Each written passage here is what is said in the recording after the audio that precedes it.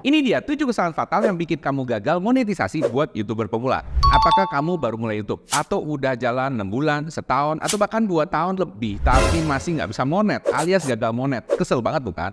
Jangan khawatir, karena kamu nggak sendirian kok. Nah, setelah gua cek dan riset, ternyata yang bikin sebagian besar orang gagal monet adalah 7 kesalahan fatal YouTuber pemula ini. Nah, 7 kesalahan ini yang paling sering gua lihat terjadi di banyak channel YouTuber pemula. Dan sedihnya, nggak semua YouTuber pemula itu paham kenapa mereka melakukan kesalahan yang sama berulang-ulang, sehingga susah monet atau gagal monet. Dan dari semua sebab nomor 7 yang terakhir, kamu perhatiin ya, itu yang paling parah. Dan gara-gara hal ini bikin 100%, bayangin 100% semua YouTuber pemula gagal monet. Jadi pastikan kamu nonton sampai habis nanti ya, jangan di skip ya, biar kamu nggak gagal paham. Nah, sebelum kita mulai, langsung aja diklik like dulu sekarang dan share ke WA kamu sendiri, biar nanti gampang nyarinya ya.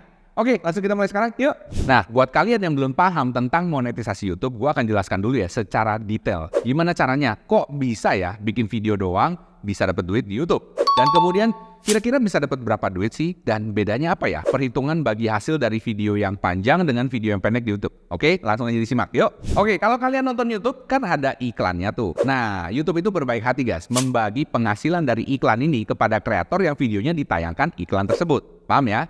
Nah, pertanyaannya sekarang, dibagi berapa sih Pak? Oke, untuk pembagian komisi iklan YouTube ke kreator itu ada 2 macam guys. Yang pertama iklan video panjang atau YouTube Long, dan kemudian yang kedua adalah iklan video pendek atau YouTube Shorts. Nah, yang paling gampang itu iklan video panjang karena ini bread and butternya YouTube ya. Jadi kreator akan mendapatkan bagi hasil 55% dari CPM video panjang tersebut. Wah, CPM itu apa Pak? Nah, CPM itu singkatannya adalah cost per mil. Artinya, berapa harga sih yang harus dibayar oleh si advertiser untuk setiap 1000 kali penayangan iklan di video tersebut. Dan untuk lebih tepatnya, YouTube sekarang memberikan indikator yang namanya RPM, yaitu Revenue per Mil, yang nilainya diambil dari 55% dikali dengan CPM itu. Ya, gampang banget kan? Jadi kamu nggak perlu pusing untuk kalkulasi sendiri gitu. Nah, untuk video pendek atau YouTube Shorts, ini agak sedikit ribet guys. Tapi tenang aja karena gue akan coba jelasin ke kamu dengan cara yang sangat simple biar lu lebih paham. Nah, kalau YouTube Shorts itu kan sangat pendek ya. Jadi iklan nggak mungkin dimunculin tengah-tengahnya. Bayangin ya, udah videonya pendek, lu dimunculin tengah kan nggak mungkin. Nah, jadi perhitungannya gimana? Perhitungannya seperti ini guys. Ya, kalau kamu lihat di bagian ini, simple banget bukan? Oke, nah di situ kamu bisa ngeliat ya. Ada iklan yang pertama, kemudian ada beberapa video YouTube Shorts, dan kemudian ada iklan kedua. Nah, iklan yang 1 sama 2 ini, itu yang dinamakan shareable revenue ya. Artinya kedua iklan ini, income-nya ini yang akan dibagi. Dibagi ke siapa? Dibagi ke kreator-kreator yang videonya muncul di antara kedua iklan ini. Bisa paham? Ya, itu dinamakan dengan creator pool. Oke, sekarang kita langsung lihat contohnya. Yuk. Oke, biar lebih jelas gue akan kasih contoh perhitungan penghasilan YouTube Shorts. Kira-kira seperti ini guys. Ada beberapa hal yang gue sederhanakan supaya perhitungannya lebih gampang. Yang pertama, kreator-kreatornya di sini semua pakai lagu yang sama. Kemudian kreator-kreatornya sudah monetisasi semua dan juga berasal dari negara yang sama. Kemudian total views-nya kita berandai-andai ya, totalnya 100 juta views. Dan kemudian total AdSense atau uang iklan yang dibagi itu kurang lebih 100 juta. Jadi perhitungannya gini, kalau misalnya ada 20% video shorts yang pakai lagu yang sama, maka kurang lebih sekitar 10 juta rupiah itu akan dibagi kepada pemilik royalti lisensi lagu. Dan sisanya 90 juta akan dibagi ke para kreator. Sebagai contoh, video shorts kamu misalnya dapat 1 juta views dari total 100 juta views dari para kreator tersebut. Artinya, kamu mendapatkan 90 juta dikali 1%. Artinya dapatnya berapa? 900 ribu rupiah. Kemudian 900 ribu rupiah ini juga akan dibagi lagi guys, 45-55.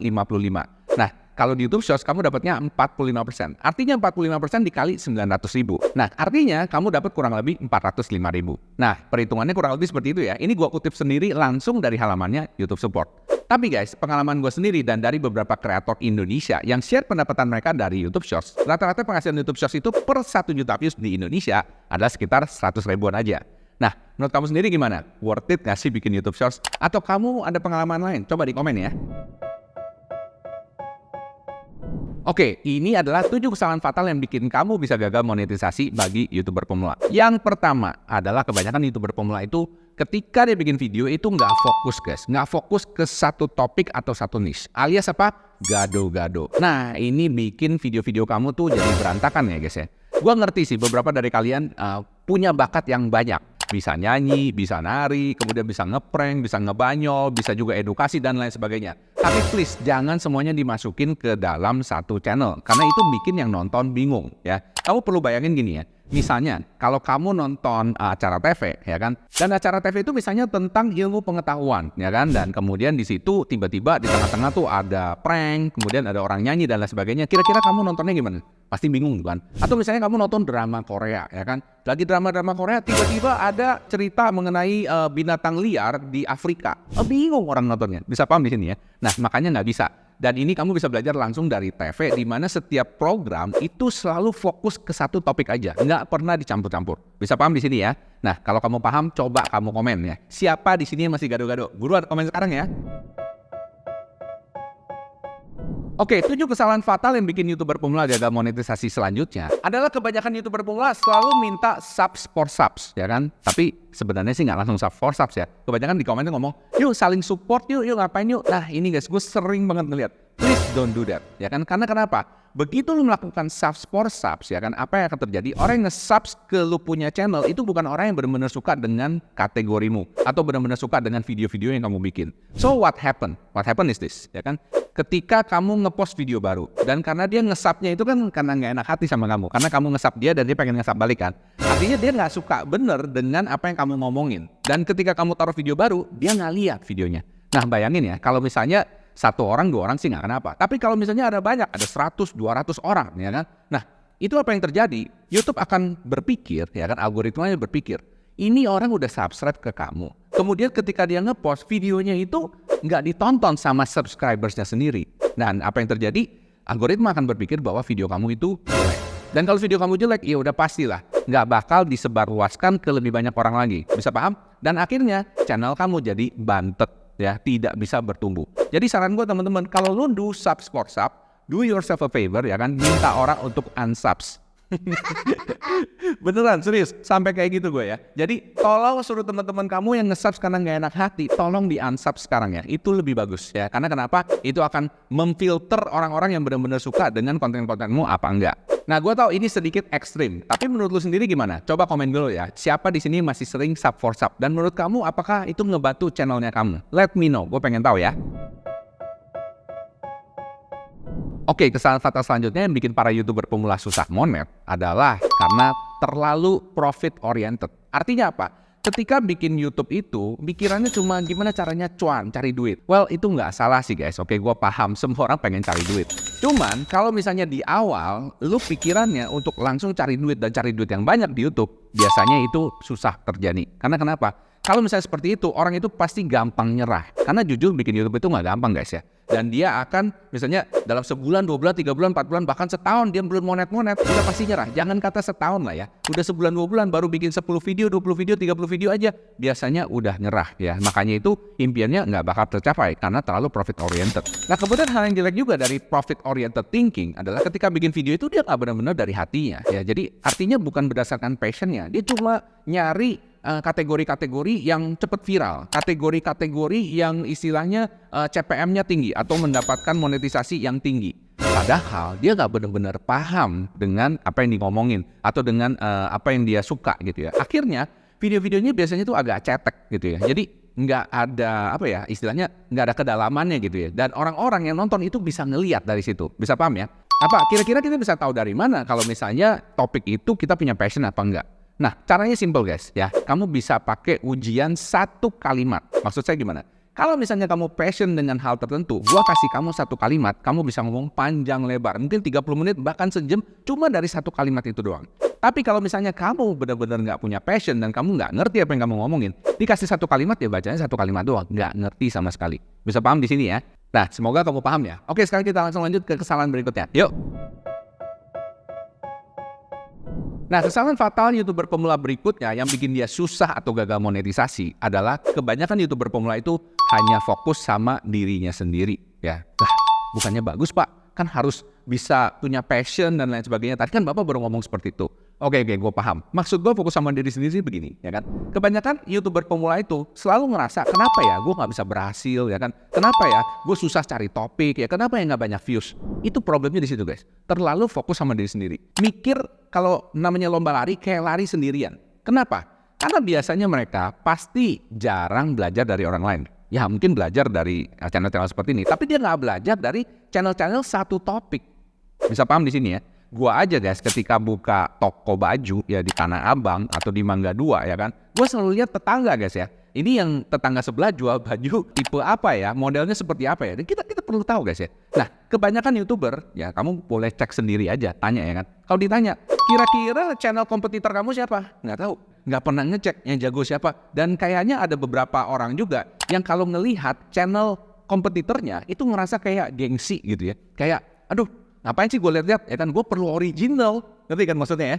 Jadi nggak mau belajar dari orang lain. Artinya dia nggak ada referensi. Dan ini penyakit banget buat banyak YouTuber pemula. Dan kemudian hal selanjutnya yang bikin hanya fokus pada diri sendiri itu jelek adalah kebanyakan YouTuber pemula itu hanya mikir dirinya sendiri, either yang paling benar atau yang paling kasihan. Paham ya? Gue pernah lihat beberapa YouTuber pemula yang ngoceh-ngoceh di komennya gue ya kan. Ngomongin dirinya sendiri paling malang lah, udah nyobain segala metode nggak berhasil dan lain sebagainya. Jadi komplain gitu ya. Lah gue pikir ngapain lu komplain sama gue gitu kan ya.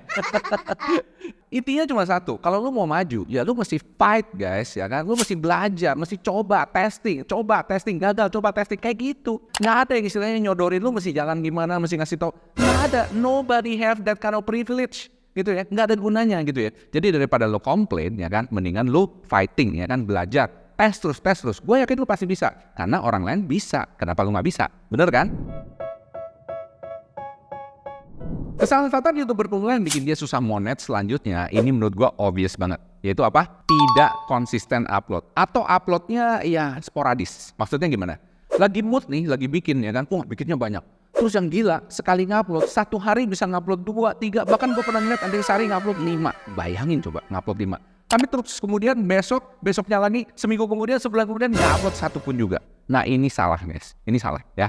Kalau lu nge-upload, lu harus konsisten. Kalau sehari satu, ya sehari satu. Ini misalnya di YouTube Shorts ya. Kalau misalnya satu minggu satu atau satu minggu 2 yang YouTube Vlog, ya udah kayak gitu. Pak, tapi saya bisa bikin banyak pak. Kalau kamu bisa bikin banyak ya kan, dikumpulin dulu, dikumpulin. Kemudian keluarnya itu dicicil ya. Jangan langsung kamu bikin 10-10-nya hari itu di-upload. Itu nggak works like that. Ya, kamu bayangin misalnya kamu nonton film drama Korea lagi lah ya paling gampang ya. Drama Korea kamu nonton ya kan. Kemudian filmnya ini seminggu ada yang ngupload 5. Oh, nonton habis. Terus seperti itu sebulan nggak ngupload. Gimana tuh rasanya? Bingung kan? Pasti nggak enak nontonnya. Ya kan? Pasti seminggu satu. Nah itu seperti itu guys ya. Namanya stasiun TV dia udah perhatikan itu seperti itu. Ya kita tinggal belajar aja. Gampang kan? Nah, kesalahan fatal yang bikin YouTuber pemula susah monet selanjutnya adalah ini guys. Ini paling sering gue lihat ya. Di awal pada banyak yang nggak tahu. Yaitu apa?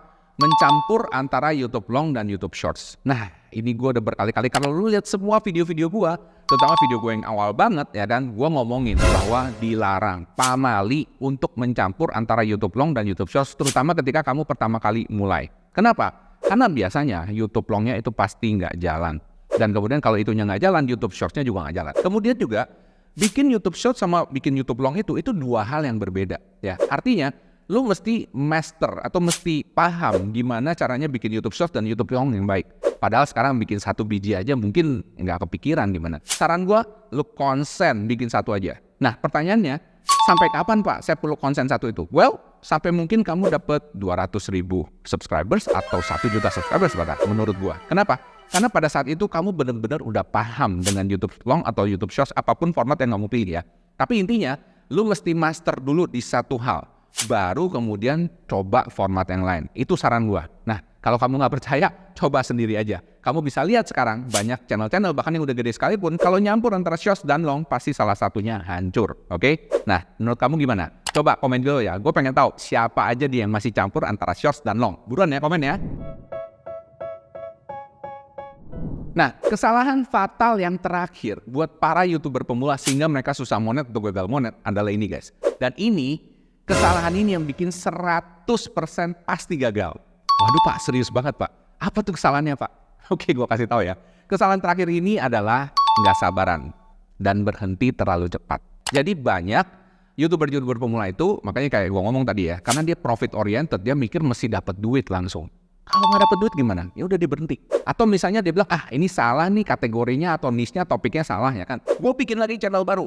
Udah bikin masih nggak dapet duit juga. Kemudian dia ngapain? Dia pindah lagi kayak kutu loncat kayak gitu guys. Nggak sabaran ya kan. Nah padahal di YouTube ini lu tahu sendiri ya kan, ini bukan sesuatu yang overnight ya kan. Lu hari ini upload langsung rame. Lu mesti ngetes guys, lu mesti ngetes ya. Jadi intinya lu perlu tahu kira-kira channel ini ya winning topiknya apa. Jadi setiap channel itu ada winning topic guys ya. Maksud saya gimana ya? Maksudnya kalau kita analogikan dengan restoran seperti ini. Banyak restoran, oke, semua jual makanan Indonesia. Tapi restoran yang A terkenal dengan nasi gorengnya. Tahu dari mana? Padahal dia jualnya banyak. Ada soto, ada nasi goreng, ada bami dan lain sebagainya. Karena orang-orang di sini kalau datang situ kagak pesen soto, kagak pesen bami, pesennya nasi goreng. Ya, jadi ada winning product. Kalau di channel juga gitu, ada winning topic. Kalau lu udah dapet winning topicnya, ya udah produksinya kayak gitu terus. Jadi lu mesti paham dulu winning product lu, winning video lu di channel lu apa. Nah, kalau lu masih belum dapet, jangan berhenti ya dan sabar dulu. Pak, saya tuh udah main YouTube 3 tahun pak, masih belum monet-monet. Nah, yang gua akan tanyakan pada lu sekarang, apakah dalam 3 tahun itu lu konsisten? Setiap minggu lu pasti upload.